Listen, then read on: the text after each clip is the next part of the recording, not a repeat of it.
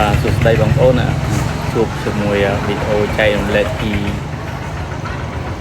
អ្វីដែលបានជួបប្រទះហើយនឹងប្រាប់ពីកំហុសហើយនឹងអ្វីដែលគួរធ្វើនៅពេលដែលបងប្អូនកំពុងគិតថាខ្លួនឯងចង់រកលុយតាមរយៈ Facebook ឬក៏ YouTube ចង់ឲ្យបងប្អូនដឹងកន្លែងនេះមួយកុំឲ្យបងប្អូនចំណាយពេលទី1ពេលវេលាទី2លុយកាក់ក៏ធម្មតាកាលណាយើងធ្វើរឿងទាំងអស់ហ្នឹងយើងត្រូវការពេលវេលាច្រើនអង្គុយកាត់តវីដេអូអង្គុយរនឹកការផលិតមាតិកា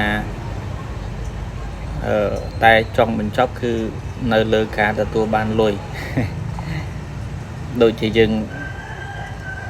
ធ្វើស្រែអញ្ចឹងគឺយើងជួដីយើងព្រោះយើងសាបយើងស្ទូងហើយយើងច្រូតតែដល់ពេលយើងប្រមូលផលយើងផ្លិចអាកន្លែងទុកដាក់ស្រូវរបស់យើងណាដូចគ្នាដែរអាការធ្វើវីដេអូធ្វើ content creator នឹងបង្កើតមាតិកាទាំងលើ platform YouTube ទាំងលើ platform Facebook ហ្នឹងគឺចង់បញ្ចប់គឺការទទួលបានលុយគឺអ្វីធ្វើទាំងអស់គឺចង់បញ្ចប់គឺការទទួលបានលុយអញ្ចឹងមានរឿងមួយចំនួនដែលវាអាចថាថ្មីសម្រាប់អ្នកដែលគាត់មិនទាន់ដឹងហើយវាចាស់សម្រាប់អ្នកដឹងហើយគឺតកតងនឹងការបំពេញបែបប័ណ្ណទទួលលុយពីក្រុមហ៊ុនទាំងអស់ហ្នឹងអញ្ចឹងចង់បញ្ជាក់បងប្អូនថានៅពេលដែលគណនីរបស់បងប្អូន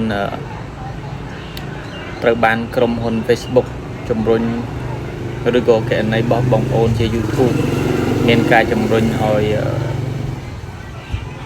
បើកមុខងាររកលុយតាមរយៈការ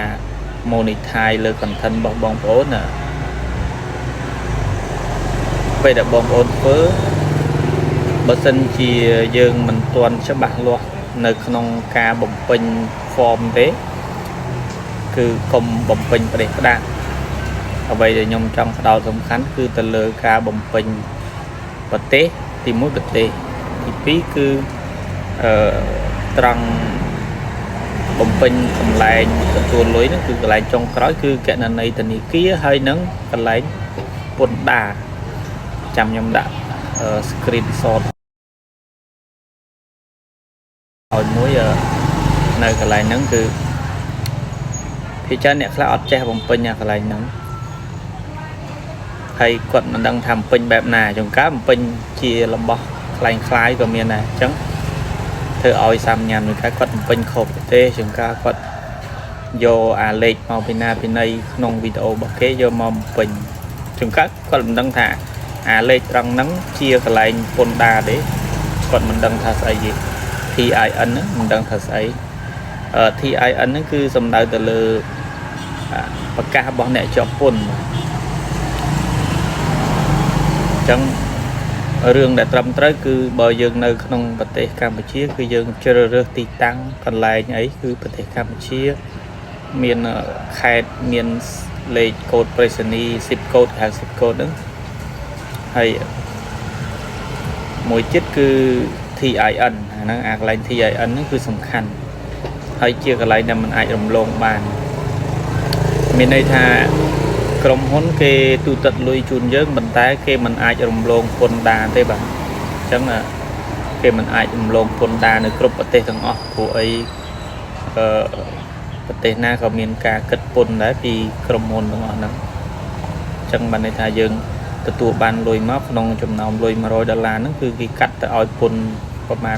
ទៅសល់ប្រមាណបានចូលមកគណនីរបស់យើងចាកន្លែងពេញពន្ធដារហ្នឹងបងប្អូនត្រូវ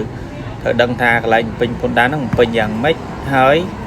បានអាលេខកូដពន្ធដារហ្នឹងមកពីណាបើសិនជាបងប្អូនជាអ្នករស់ស៊ីឬក៏ជាអ្នកប្រកបមុខរបរអីមានបានបតង់បានប្រកាសពន្ធជាអ្នកជាប់ពន្ធកម្រិតទាបកម្រិតមធ្យមកម្រិតតូចអីអាហ្នឹងយើងអាចយកអាលេខកូដTIN ហ្នឹងលេខកូដអ្នកជាប់ពន្ធហ្នឹងទៅបំពេញនៅក្នុងហ្នឹងណាហើយបើសិនជាបងប្អូនជាលក្ខណៈឯកជនមិនមានការជួញដូរជួញប្រែជាអាជីវកម្មទេបងប្អូនត្រូវស្នើសុំលេខកូដ TIN ហ្នឹងនៅអគ្គនាយកដ្ឋានពន្ធដារបាទ นั่งเจริญทำเต้าของพระองค์กรมจะทำเป็นได้ประหยัดอดเมียนกระไรแต่ตัวลอยแบบออกคน